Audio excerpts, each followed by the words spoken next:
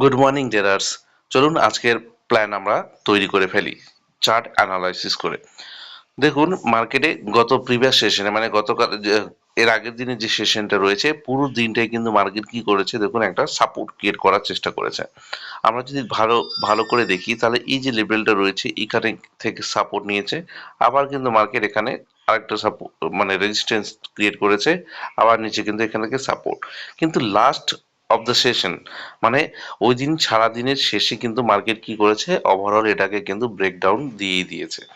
তার মানে আমরা যদি এইভাবে দেখতে চাই তার মানে হচ্ছে এটাই, এই যে আমাদের সাপোর্ট লেভেলটা রয়েছে সাপোর্ট, এই লেভেলটাকে মার্কেট কি করেছে ব্রেকডাউন করেছে।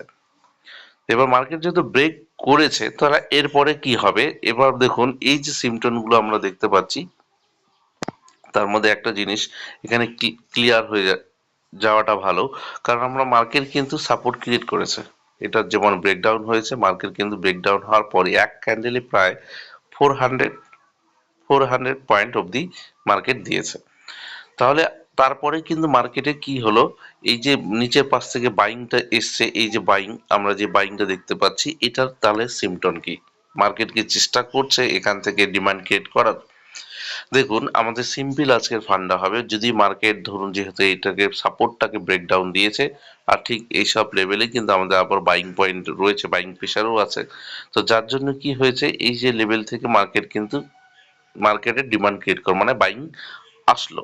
তো এবার আমরা আমাদের প্ল্যান এরকম হওয়া উচিত, যেহেতু বাইং আসলো যদি মার্কেট ধরুন এইসব লেভেলে খোলে তাহলে একটু ওয়েট করুন, কারণ মার্কেট রয়েছে যে স্টপ লস এই যে যে যে জায়গা থেকে ডিমান্ড ক্রিয়েট হয়েছে সেই জায়গায় আবার একটু ফিরে আসবে। ক্লিয়ার?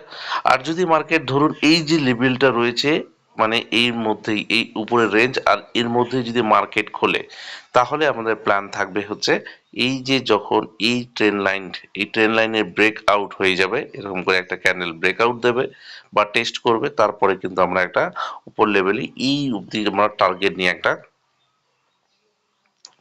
ট্রেডিং সেরে ফেলতে পারি বাইং সাইডে।